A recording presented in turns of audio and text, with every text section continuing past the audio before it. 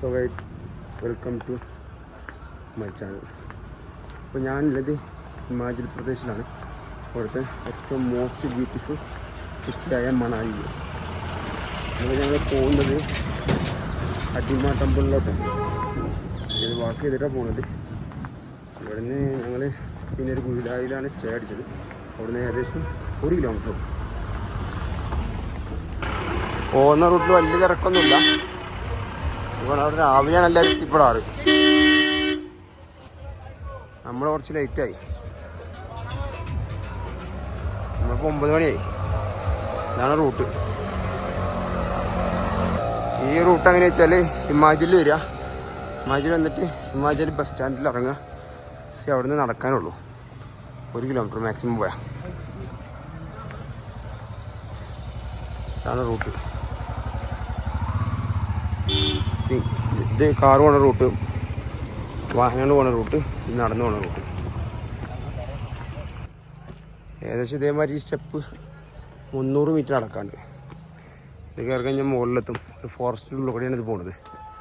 നിങ്ങൾ കണ്ടിട്ടുണ്ടാവും ഈ ടെമ്പിൾ. അത്യാവശ്യം റീൽസിൽ കാര്യങ്ങളൊക്കെ ഉള്ളതാണ്. സ്നോ ടൈം ഇനി മഞ്ഞിലെ ടൈമൊക്കെയാണ് ഇവിടെ അടിപൊളി. അപ്പം എന്താ അവസ്ഥ അറിയില്ല, പോയി നോക്കട്ടെ. പോകുന്ന റൂട്ടാണിത്. അവിടെ ഏതാ മരം? പൈമരങ്ങളാ? അത് മരം എന്നറിയില്ല, പക്ഷേ ഭയങ്കര നാച്ചുറലാണ്. കടകളൊക്കെ ഓപ്പൺ ആക്കുന്നുള്ളൂ, ഒന്നും തുറന്നിട്ടൊന്നുമില്ല. അവിടെ കടകൾ നിൽക്കണേ. പിന്നെ അപ്പുറത്തൊക്കെ ഫുള്ള് ഹോട്ടൽ കാര്യങ്ങളൊക്കെയാണ്. ഫൈനലി ഞങ്ങളിവിടെ എത്തി. ഇതാണ് ഹംപി ടെമ്പിൾ അല്ലടാ. അത്യാവശ്യം ആൾക്കാരൊക്കെ ഉണ്ട്. ഏകദേശം കുറേ വർഷങ്ങളോളം പഴക്കമുള്ള ടെമ്പിളാണിത്. ഇതാണ് ഹംപി ടെമ്പിൾ. ഈ സ്റ്റെപ്പ് കയറിയിട്ട് അവിടെ എത്തണം. അത്യാവശ്യം നല്ല ആളുണ്ട് ഇവിടെ.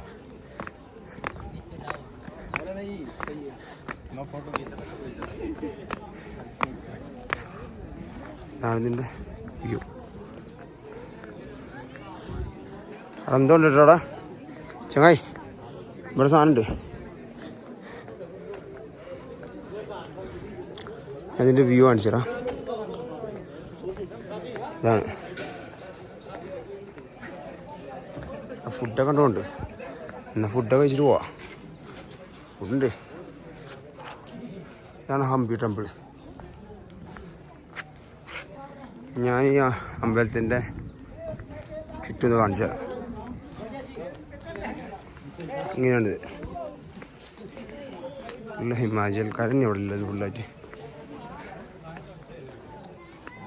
ഇതിൻ്റെ ബാക്ക് സൈഡാണ് കേട്ടോ.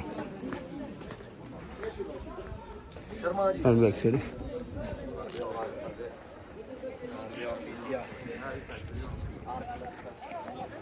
ഇതിന് തിരക്കുണ്ട്. മേലോട്ട് എന്തോ ഉണ്ട് തോന്നുന്നുണ്ട്, അറിയില്ല എന്താണെന്ന്. പോയി നോക്കണം.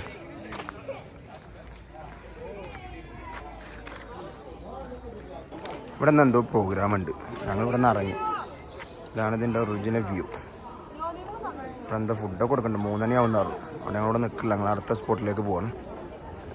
അപ്പോൾ ഓക്കെ, ബൈ.